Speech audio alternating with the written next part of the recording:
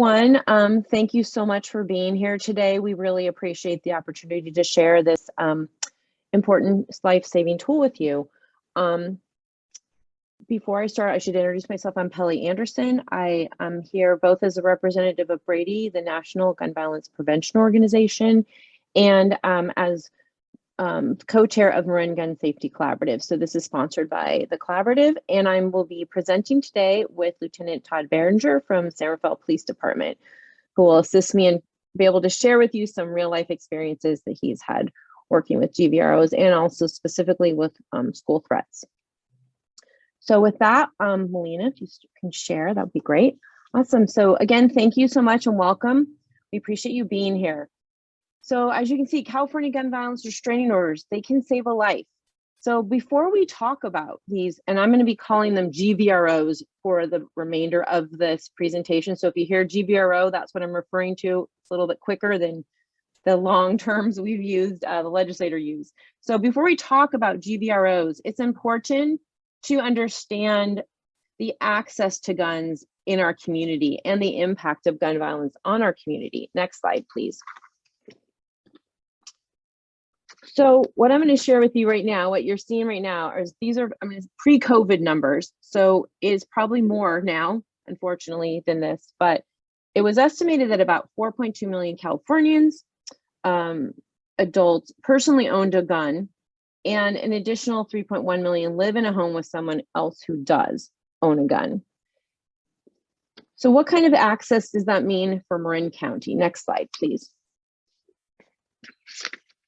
Well, we know that there's about 100,000 firearms in Marin homes or their vehicles. So Marin has access to guns, and we believe that about 25% of the homes in Marin have one or more firearms. That's based upon some studies done by the California Firearm Research Center, which through surveying has estimated about 25% of California homes have firearms, and we believe that Marin is no different than many other communities. Next slide, please. We also know that about 75% of youth firearm suicides, the gun was very easily accessible at home. We also know that 75% of the school shooters got their gun from their home, a friend's home, or a relative's home. So again, really easy access potentially for people who are in crisis. Next slide, please. We know from studies that access to a gun increases the risk of suicide by 300%. And in Marin County, approximately 30% of the suicides in Marin are by firearms. So this is an actual local issue for us here in Marin County. Next slide, please. So every year we lose people to firearm deaths. Since 2014, we've had 90 firearm suicides, 23 firearm homicides. So that's impacting 113 families and their communities every time something like this happens. So this is real for Marin County, not just for California or the nation. That's one of the reasons why we're talking to you today. Next slide, please. So why GVROs? So there's easy access to guns, unfortunately, in many homes. And if it's not in, your home or a child's home, it could be in their friend's home. So we have easy access to guns. And we know through studies that most shooters, and that would be self-harm or, shooters who are seeking to harm others, that they tend to signal their intent to somebody. So what that does is it allows us an opportunity to intervene before a crime hopefully occurs. So that's one of the reasons why we're talking to you about GVROs today. Next slide. So although there are several, so GVROs are basically we're talking about this. This is one piece of the gun violence prevention strategy for schools and in our community, and we're fortunate that California has this particular tool. So I want to give you a little background of where they came from. Prior to gun violence restraining orders coming into effect in 2016, there were several laws on the books that had allowed for the temporary removal of firearms under certain circumstances. But GVROs were meant to fill in the gaps where those laws did not always apply.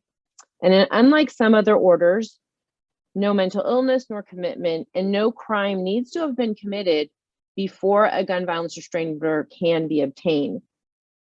And specifically with schools, you have some other safety strategies that you may be able and capable of utilizing. Police contact, a crime actually has occurred, other safety protocols, a mental health hold. So there are other kind of orders, but the GVRO is a very specific kind of order, and it was created, unfortunately, like many laws in California and across the country, in the wake of a horrible gun tragedy. For those of you who are not familiar, in 2014, a young man, a college-age young man, had been posting messages that was hateful to women and envious of other men. His parents had worried about his mental state and the hateful YouTube videos that they had seen him posting. And they contacted a therapist who then contacted the police. The police conducted a welfare check on this young man, who appeared at the time calm and polite and denied being suicidal and claimed that his parents were just misunderstood what was going on and he was fine. At the time, they felt that they could do nothing more since no crime had yet been committed, and they determined that he didn't qualify for a mental health detention, 5150. Unfortunately, a few weeks later, he went on a stabbing and shooting spree in the town around UC Santa Barbara, killing 6 people and injuring 14. As a result of this, several of the parents of the victims of that shooting went to the legislature and lobbied to get a GVRO passed. The GVROs were enacted to be a preventative tool that did not require some of the things that were really on the books at the time, a mental illness, again, or actual crime being committed before a gun could be seized. Next slide, please.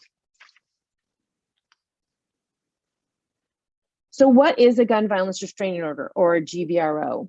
It's a civil court order that temporarily prohibits owning or possessing firearms and ammunition, initially for 21 days and then up to 5 years after a court hearing. It prohibits the purchasing of new firearms and ammunition, and is from a person who is deemed to be a significant danger of harming themselves or others with a firearm. Next slide, please. So GVRO, what does it do? It puts time and space between a person at high risk of danger to themselves or others, between them and a firearm. Next slide, please. What does it do, and how does it compare to some of these other restraining orders that you may have heard of? Well, first, you, a person who is petitioning the court, don't have to be the person threatened or harassed to request a GVRO. And emergency GVROs are available through law enforcement. We'll talk about the differences. There's two different pathways for GVROs. We'll talk about it in a minute. But really importantly to understand, GVROs do not provide a stay-away order. So if a stay-away order is what is being sought, this is not the kind of order that you might want to look to. Next slide, please. So who can obtain a GVRO? So as you can see here, we have immediate family, law enforcement, roommates. They were the initial allowable petitioners for these restraining orders. Several years ago, I think 2020, teachers, employers, and employees and coworkers were added to the list of legal petitioners for these restraining orders. And that's why we're talking to you today. And as teachers and coworkers, you may be in a unique position to recognize a student or a coworker who is in a crisis and may be a danger to themselves or others. So that's one of the reasons why the legislature added you to this list. Next slide, please. So what we're going to talk a little bit about today is teachers and school employees as petitioners, and then also other pathways that can be taken to obtain this particular order. So it would require a student or a former student or a coworker that you observed exhibiting a significant danger of using a firearm to harm themselves or others in the near future. And you, as teachers or school employees, have the ability, once you've learned about this, to then consider a GVRO and go to your school administrator to determine what next steps to take, and if necessary, to get permission to directly petition the court if there's a significant danger in the near future, or go to law enforcement because there's an immediate and present danger of something happening. And we'll talk a little bit more about the details of that in a few minutes. Next slide, please. So there's two pathways, as I said earlier, to obtaining a GVRO. An emergency GVRO is when the actions or writings or photos or whatever it is are indicating an immediate and present danger of the use of a firearm for harm on themselves or others. In that case, law enforcement is the only petitioner who's allowed to go to the court to request that order. That's because they have 24-hour access to the courts. They can get on the phone and provide facts to the court right away and obtain that order. However, there's many situations where it may not be like immediate, but still a significant danger in the near future. And that's when you as teachers or school employees could come in potentially and obtain what's known as an ex parte GVRO. And that's because there's still a significant danger based on the facts of some kind of harm to self or others. In that case, you could go directly to the court, provide the facts that you've observed, and the court would make a determination within 24 hours within the court day to determine whether an order would be issued. When the orders are issued, they're issued for 21 days. And at that time, an order needs to be served on the person who is the person who has access to the guns or potential access to the guns. And law enforcement will need to be involved to serve that order and to ensure that those guns are, if they find them, are removed. At the 21-day mark, a court hearing is held. This is a civil court hearing. And at that time, depending on the facts, if the court finds that the person is still a danger to themselves or others and has potential access or could have access to a firearm, that they can have that prohibition last for up to 1 to 5 years. Next slide, please. So we do know that GVROs have worked to remove firearms from people who are a danger to themselves or others. And there's a variety of different areas where we've noticed that they've been used. I'm going to turn it over to Lieutenant Behringer to talk about a few of them. And the three that we think that you're probably most likely to see in a school setting would be threats of suicide, threats of a homicide or school shooting, potentially child endangerment, or reckless use of a firearm. So Todd, you can take it over. Thank you. Yeah, from a law enforcement standpoint, we look at gun violence restraining orders as a tool in the toolbox that we can use to help us mitigate the threat. When it comes to students and firearms, generally our students, if we're looking at elementary, middle school, and high school students, they're already prohibited from owning firearms. However, some of them might be really at the cusp of being able to purchase one. So there's already laws in place to prevent them from getting firearms.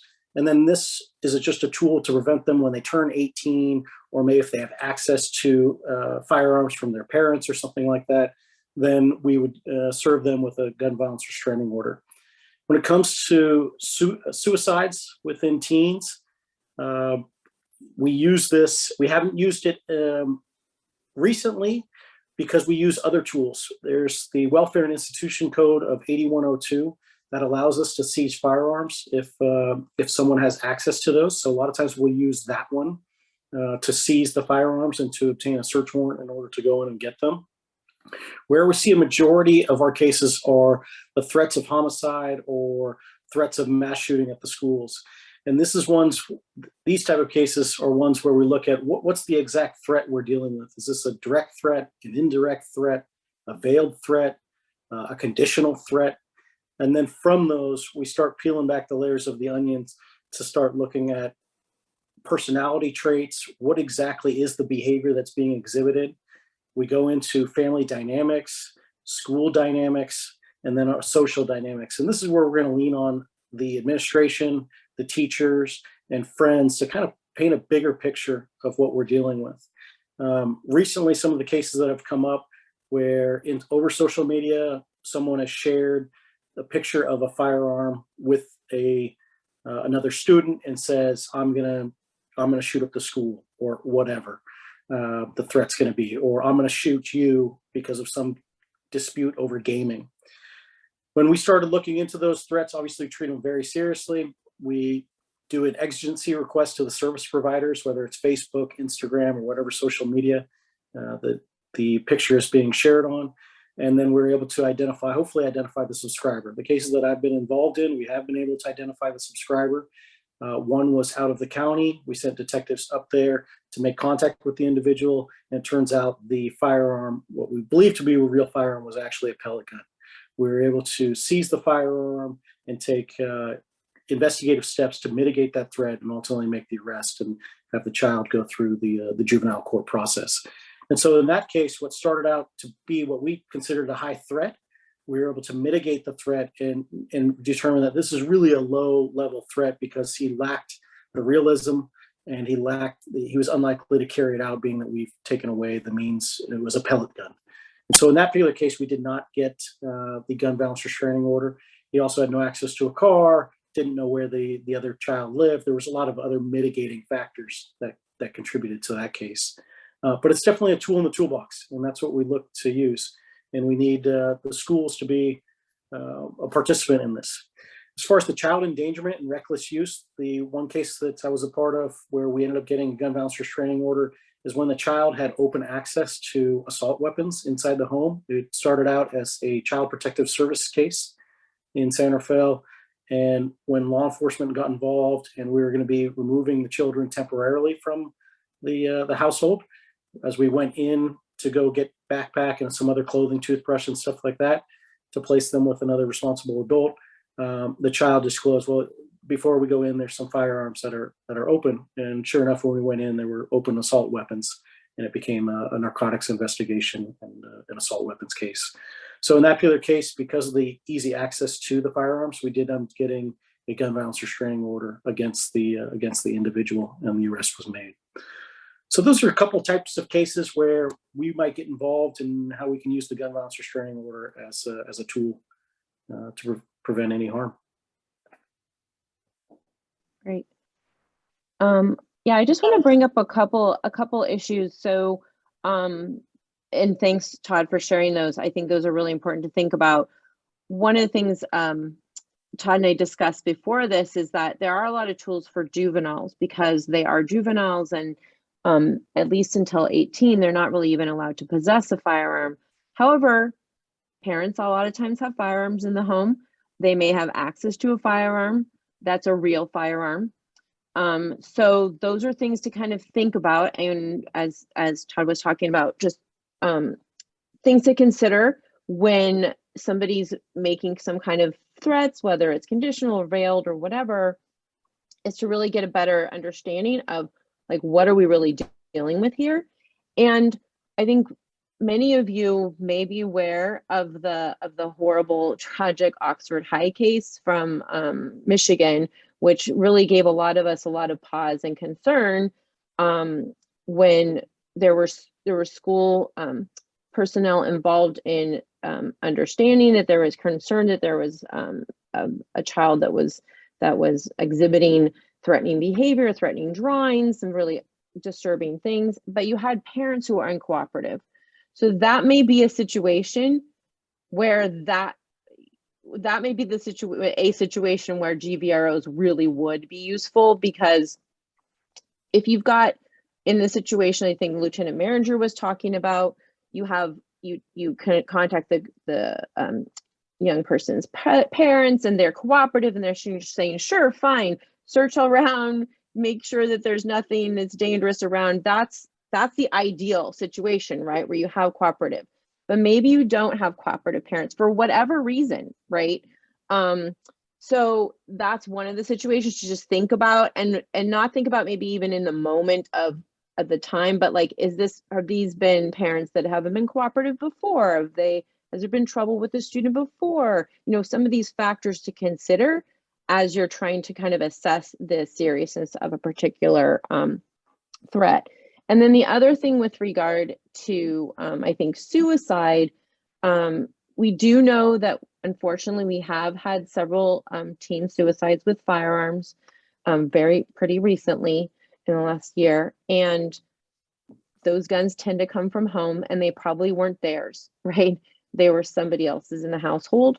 So those are just things to kind of think about, and recognizing that some of the tools allow them to remove a gun, but let's say it is somebody who's capable of purchasing a firearm at some point, then that would be, an 18-year-old that could maybe purchase some kind of firearm or even possess it, that would be something to consider. So age is a consideration, and then some of the other factors we're talking about are things that you should be considering. Next slide, please.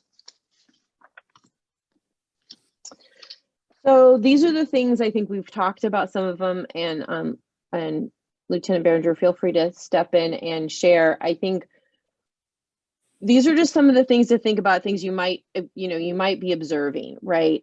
Someone who you've known, even they're a child, or it could be a coworker, remember, who has had substance use issue. They are threatening in some way, or they're very despondent and have talked about suicide or things like that, and maybe some allusion to either having a firearm or going to purchase a firearm. That's definitely of concern.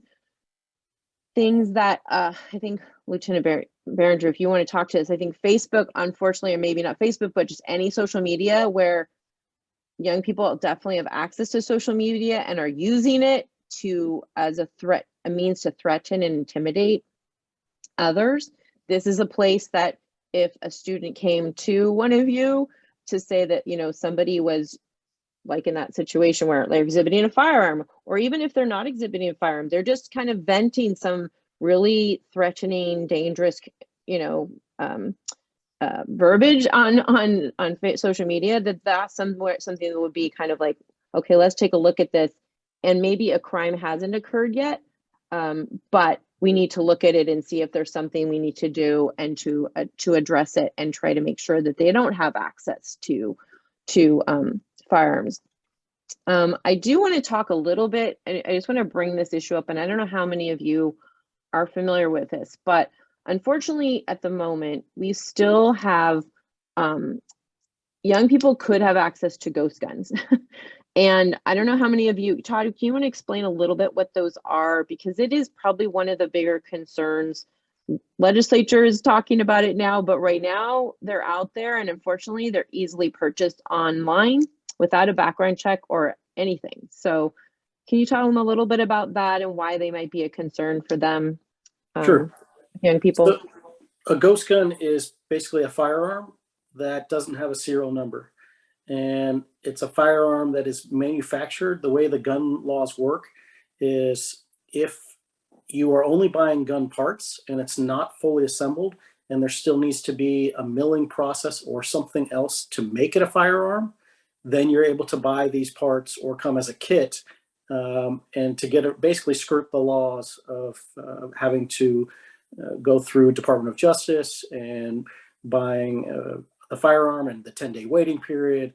And so it's a way of just getting around the laws. And I'm optimistic that we will pass some legislation that will close those loopholes. And so right now you can go online and you can buy from a company, Polymer 80, and it's basically called Polymer 80 because 80% of the gun is finished, and they will supply you with the parts, the instructions on how to drill the appropriate holes and mill out part of the handgun to allow it to make it fully operational and fully functional. And so that's basically what a ghost gun is. And we have certainly seen an increase in San Rafael of ghost gun seizures. Yeah, so I bring it up because there have been young people who have been able to purchase this because there's no background check. They don't check age, they don't check anything. So it's just one of those things where both law enforcement and even schools, like if somebody's showing a gun, their parents might not have any guns registered to them.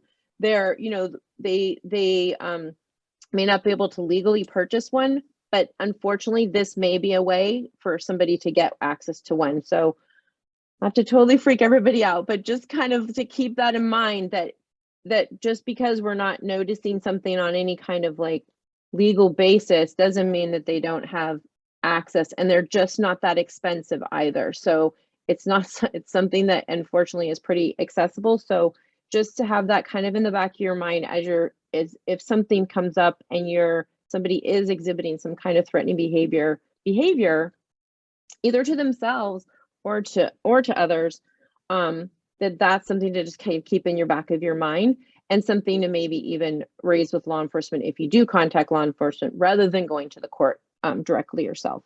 Next slide, please. So a couple things about what we do know. So when guns are taken out of a crisis, they can, we really can save lives.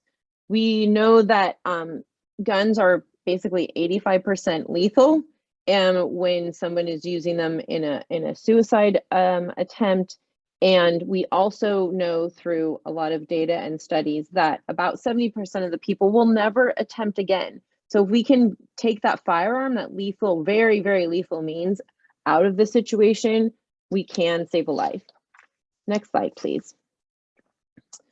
There's also been a study, again, done by our amazing California Firearm Research Center in Davis. They did a study on whether GVROs had been used in cases and had some impact on preventing mass shootings. So over the course of about 3 years, they studied 21 GVROs that were issued when someone had made a threat of a mass shooting. They examined 21 cases. 21 GVROs were issued, the firearms were removed. They also prevented some of those people from purchasing, which they know because they tried to go get them legally through a background check and it was denied. In none of those cases did a mass shooting occur by the person whose guns were removed. It's not a guarantee that it would happen in every case, but it is a good sign that, again, if we really prevent people who are in a state of crisis, that there can be other interventions that can happen that can really prevent these really tragic events from happening. Next slide, please. So what can you do? So for schools, for you in the school community, discuss with each other, with your teachers, counselors, administrators, how you plan to respond when faced with threats of violence, whether self-harm or to others, and understand that a GVRO is a tool that can be used to both remove a threat of a firearm and prevent legal purchase of a firearm from a volatile situation, and can allow time for intervention in a safer environment. Next slide, please. For more information, especially for teachers and employees, there's a website called speakforsafety.org that has a lot of great information and really specific information about how a teacher or an employee can go through the process of obtaining GVRO if they decide that they want to do it through that method rather than going directly to law enforcement. Next slide, please. And here's some additional resources. Again, GVRO, you would go to the court or contact your local law enforcement agency. The suicide prevention line and the texting, suicide prevention texting line. And we have this great website, thanks to Melina and our school messaging team on the Marin Gun Safety Collaborative, created this Marin Gun Safety website for schools, and it has a lot of great resources for schools, including information about GVROs and safe gun storage. Next, I think that's it. Next slide. I think that's it. Thank you so much. Let us know if you have any questions that we can answer.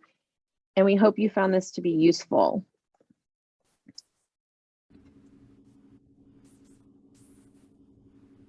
Go ahead, Justin. You guys can feel free to unmute yourselves if you have questions. Hi. Just to confirm, is this slide deck going to be sent to us following the presentation? Yes, I'll send it out, and then I'll also post it on our gun safety website as well. Thank you so much, and thanks for the presentation. I did have one follow-up question that I was a little unclear on. A GVRO, since the beginning of the presentation, began with some statistics based on where people get the guns from, you know, relatives and friends and such. It sounds like a GVRO is specific to the home in which the person lives. Is that an accurate statement, or like it removes firearms from the immediate environment, or does it also include access relatives and known friends who might be, you know, in possession of firearms that this person could access? I was unclear on that. Okay. Todd, you want to answer that? You want me to answer it? Why don't you take it, and then I can add to it. Okay. Yeah. So it would be where the facts would lead. So if the facts lead that it would generally be their domicile, right, where they lived. It could be their vehicle. So it would be something that where they have access to, like specific like access. I would think that if it was access because a friend or relative have it, you would have some very specific facts related to that. And I think you would have to really get a GVRO on that relative because they would provide access. That's where I think it would go. So it's really about where they live, where their car they own, or a storage locker they have, or something that's really there. Same thing as it would be for like a search warrant situation, right? It has to be something you have legal access to, if that makes sense. Correct. That's how we've treated. What are the facts? Where are we going with our searches? Where are we looking for the firearm? And really working with the family members of our involved juveniles or whoever the case involves. It could be family members, it could be friends. Bottom line is we want to seize those firearms wherever they may be. And so we're going to follow whatever fact set that we have in front of us. In a homicide we worked 3 years ago, 18-year-old was determined to be the shooter. It was the 17-year-old that provided the gun. And that's illegal to provide a firearm, certainly illegal to be in possession of it as a 17-year-old. And so that 17-year-old was arrested from there, and he was able to procure the firearm in Richmond, on an undisclosed location in Richmond. But in that particular case, we had cooperative parents, and we conducted further searches, and were able to ensure that there were no additional firearms that this juvenile may have had access to. And we seized other firearms from juveniles on traffic stops or whatever. So in that particular case, we would take away the means right in the moment, whether it's the car that belongs to the parents or whatever. Does that answer the question, Justin? Or some other thing on their person, if that makes sense, like anything like the Oxford case, right? The kid had it in his backpack. That would be something that you could get the gun away from through a GVRO. Thank you. Sure. On the school campus, you bring up a good point. When you're on the school campus, you have a lot more rights, certainly as administrators, and I think there's a few administrators maybe on the call, in keeping your school safe and what you can search or what you can't search. And by bringing in your school resource officers or a police officer to help you with that process if you're uncomfortable with it, whatever the threat is that you might be dealing with, there are legal tools to allow you to search lockers and search backpacks to certainly help mitigate those threats. Okay, thanks. I see a question from Anne. Jane, you want to? Hi. Yeah, I had a question that's kind of related to the legal tools that are available to administrators. Like, so you mentioned something like 8102, and you showed like a slide with other sort of tools. But in practical terms, if a teacher has like some concerns about a particular student because they see certain threats with like direct behavior or social media behavior, I mean, what's the right process to petition a GVRO? Should they just call local police enforcement themselves? Should they first talk to their, principal? What's the right step for them to initiate this? So I'll just put out, so what we're talking about as a result of training today, and talking to the Office of Education in Marin, what we're talking about is trying to pull together some of the school leaders to really try to create a template for school protocols related to this. Because there isn't one, I think, as Lieutenant Behringer's indicated, there's not one, we can't say in this case, you're absolutely going to do this. In this case, you're absolutely going to do this. But you're to try to understand all the different things and how you might want to respond within the school setting. So that's what we're hoping to do here in Marin County, and share kind of a best practices template so schools can take it and then apply it to their schools. Because it is true that, especially when we're talking about juveniles, there are more tools available than when we're talking about an adult that has, certain rights and certain other things that they, we just have to, that's a tool that would be more likely to be run to first, maybe, rather than a juvenile. You might want to go through some other steps before you get to that point, but also pretty quickly. So we want to try to keep, that's why we think maybe a protocol would be a really good idea, so that you're thinking about the steps to think on this kind of, as Lieutenant Behringer, without getting into too much detail, we're going to talking about like the threat assessments of like, what are you really looking for to determine which tool that we should be using in a particular circumstance. Right, but you don't want to let the threat escalate, right? Because this is a tool that it seems like, yeah, you have maybe a future threat. You don't know exact timing of it. It's not clear and present in the moment, but you want to be teeing this up in case you have to sort of act on it. Absolutely. Definitely get your administrator involved, right? So whether it's a principal, maybe somebody else, certainly trying to bring whatever, maybe the teacher has a component of this thing, maybe a counselor can contribute to this, and administrators maybe been dealing with the family on some certain things. And then you could certainly bring law enforcement in, and maybe there's some other things that we're familiar with that we've been dealing with. Maybe there's a child protective service case that's out there that you might not have any awareness of. And hopefully between all of the minds, we can come together. Some of the things that we look for, a judge must consider, is the recent threat or acts of violence towards self or others. And also a judge has to consider a pattern of violent threats or actions over the past year. So, Anne, to your point, it's good to either document these things or keep track of them and say, because it might come up later on. There might be the tipping point might be an event. And then you say, oh, but yeah, well, let's look back at this pattern of behavior, this pattern of kind of drawings or whatever the case may be, that you're like, this is weird. It's giving me the hair standing up on the back of my neck. A judge must also look at recent violations of domestic violence. So maybe this is where law enforcement has a play in this. If a juvenile is in a relationship and there's threats and there's violent acts against a spouse or a significant other, and then a criminal conviction that would prohibit the respondent from having any firearms, or in this case, a juvenile who maybe has been caught in possession of a firearm once before. Those would all be contributing factors.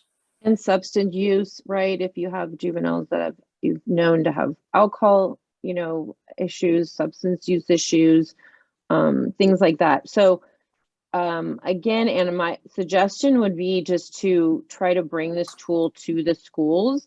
So, and then just talk, I think you're in Sonoma County, so talk among the school kind of leaders.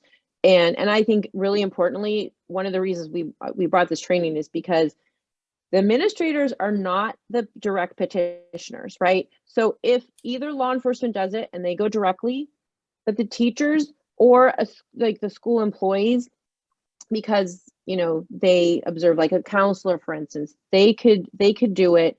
But this counselor, it's a little tricky because it's teachers to students and employees to employees. So the way the law is written, so we're bringing it to you because potentially, depending on who you contact, let's say you ended up contacting a law enforcement officer who hasn't had the GVRO training, you want to be able to remind them that this is a tool. So we've been fortunate here in Marin County that we've been able to train most of our departments, but not all of our officers. So occasionally you might, Lieutenant Behringer is great. Like if he showed up at the scene, you all would be in great shape. But occasionally you might need to educate someone else who shows up on the scene and remind them, like, this is a tool. We want to hear what you're thinking about this, and is this something we should be activating at this point in time? So that's one of the reasons why we're kind of sharing this as an awareness, that we want as many people to kind of be aware of this tool, and also just obviously in your own life, right? It could happen in your own life. It could be an immediate family member, right? It could be someone else. So outside of your school setting, just to have this knowledge is really important, because the goal of this law was to provide citizens with the ability to do something before some tragic event happens, right? And that was the goal of this law, was to be preventative.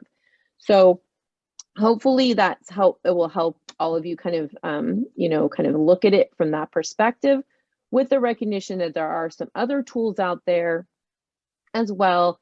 And if it just gets too confusing, law enforcement is there to help you sort through some of it, I think. But I think, to Lieutenant Behringer's point, the reason it doesn't go directly from teachers or counselors directly to the courts is because they want you to talk to, among leadership to make sure that this is a case. But again, some of these maybe, these are going to be maybe quick conversations. So you want to have it in your mind about how you're assessing something, assessing the threat. So it's not like your first time you're thinking about it when something happens and you're trying to make a thoughtful decision about whether to utilize this tool. Yeah, I have a follow-up question. How do I know if my law enforcement is trained and has prior knowledge about GVROs? I mean, do I just call up my sheriff and ask him, or what? That's my suggestion is contact. Yeah, I mean, there's two things you can do. And I can check in with you, Anne, after this. Okay, but sure. But the city attorney from San Diego has been provided money to do training across the state to law enforcement agencies. So I know some people in Sonoma have been trained because they were at some of our trainings. I don't know what department specifically, but so either you can contact them to find out who they've trained in your jurisdiction, your county, or go like to sheriff in whatever your larger jurisdiction is, to find out if they have received it. Because if they haven't, we should provide them with information to make sure that they get trained, because this is a really important tool. And I would say, Todd, maybe you can speak to a little bit about the frequency that you've been using it now since you've been trained. It has come up more frequently and has been utilized. So maybe you can speak to that a little bit. I'd say we started probably 2 to 3 years ago, a really concerted effort trying to get all of our investigators through the training, and then filtering it down to our officers, our line officers, to attend the training. We've probably done anywhere between half a dozen to a dozen gun violence restraining orders in that time, and it runs the gamut. We didn't touch on domestic violence case, but we had someone got into a domestic violence incident, had left the home while the officers were investigating. He had returned. They detain him and they locate a firearm in the center console as he's returning back to the home. So in that particular case, right, elevated risk, we need to get a gun violence restraining order in order to protect the victim. And we know historically that domestic violence victims are most likely to get killed beyond any other type of relationship, it's the DV situations. So in that particular case, we want to remove the firearms. And then we've done other cases of dementia or mental instability where we've removed firearms. One of the things that we balance, we didn't touch on it, is the Second Amendment and the right to bear arms versus what is the fact set that we're dealing with to seize that firearm. So law enforcement will be evaluating those just like a judge will when it comes to what's the standard of proof, what allows us to do this. And because it's only temporary, the evidence only needs to show that there's a substantial likelihood that a danger exists in order, and the order is necessary to protect people. And then the judge must find that there is clear and convincing evidence in order to issue a final gun violence restraining order beyond the 21 days. So I hope that kind of wrap your head around that. This is just temporary. And then if we're looking to do final orders, there's another hearing where we can present additional evidence.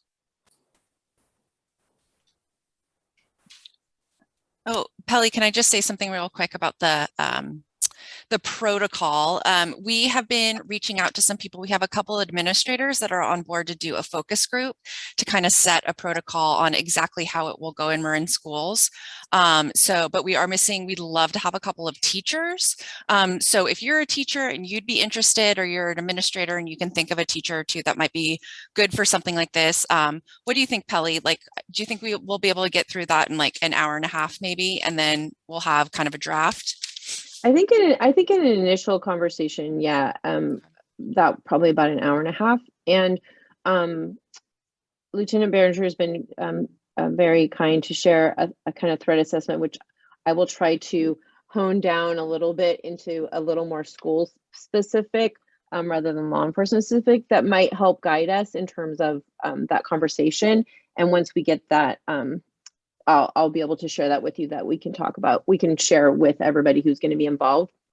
It just feels like one of the things in Marin County, which is always a challenge, is that we have so many different school districts and jurisdictions, and Lieutenant Behringer represents the city of San Rafael. The sheriff obviously is in the county, so and the school districts are kind of under an umbrella, but they're in a lot of different places. So if we can just kind of come up with a template that hopefully we can share with everybody, and then you can take that to your school and then adapt that to a specific situation for your specific school district, and incorporate it into things. I'm confident that you've already had discussions about school safety. I know SLEP has been in existence for a long time, and I know there's constant conversations about school safety. So this is just a way to incorporate something, maybe a new tool that you're not as familiar with yet, into that safety protocol and into your schools. Anybody else have any questions we can help answer?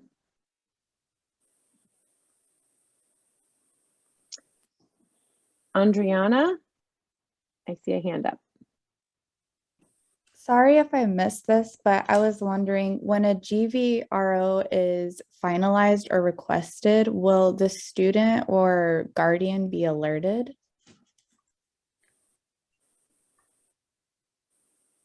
Todd, you want to take that? Good question. Yes, certainly as a juvenile, the guardian will be. When they're an adult, not necessarily. Now, they may know already if the adult is 18, they're living inside the home, and now law enforcement is present and we're searching that. But we also feel like they hold a valuable piece to this equation because they're living with the person. So we would probably share with them the nature of what we're doing there and why we're doing it. Does that answer the question?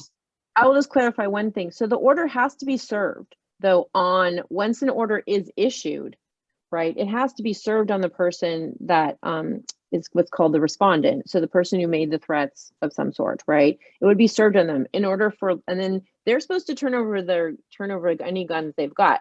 Law enforcement has the ability, if they don't, to get a warrant to go in to serve it or ask permission. And if they don't give permission, then they can get a warrant to go in. And that's one of the things the law has incorporated into it, is that they can now go get a warrant, even though it is not necessarily it's under other search and seizure law, it wouldn't be allowed, but because they've given it specific designation due to the inherent danger involved in the situation, they're allowed to do that. So yes, they will be alerted, but they won't be alerted when someone goes to petition it, only when the order is issued, whether the initial order or they have a right then to a hearing at that 21 days. And if they can put up a defense at the hearing, and whoever the petitioner is, they can put up evidence to say why they're continuing to be a danger. So that's where the notice kind of comes in, and the due process side of it comes in, which is why we don't believe that it violates people's Second Amendment rights, because you have a due process in place and court is in the middle of this whole process. If I could just chime in to answer kind of Justin's question and the last situation, we had one where a war veteran, had returned. I think he was in his 20s. He had a few drinks. He started shooting his gun on his father's boat, and it was his father's guns that he had access to on the boat.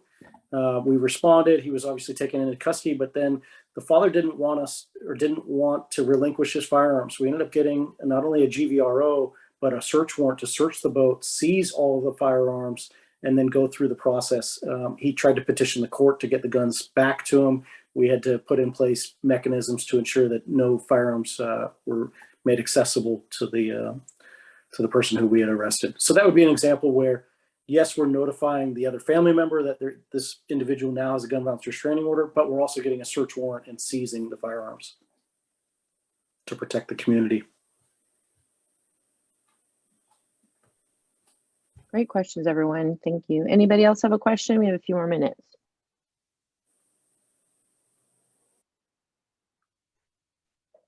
All right, Melina. Yay. Thank you so much, Pelly and Lieutenant Behringer. This was super informative. I'm excited. We're going to go ahead and blast this out to everyone so that people can watch it after the fact. And, you know, like Lieutenant Behringer was saying, it's just another tool in our tool belt. It's just another thing that we can do to make sure that we're keeping our school community safe. So I really appreciate everybody being here.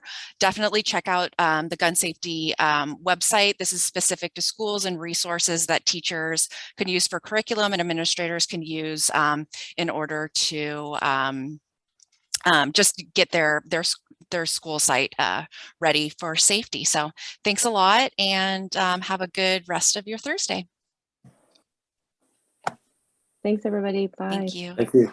Bye-bye. Thanks, Todd.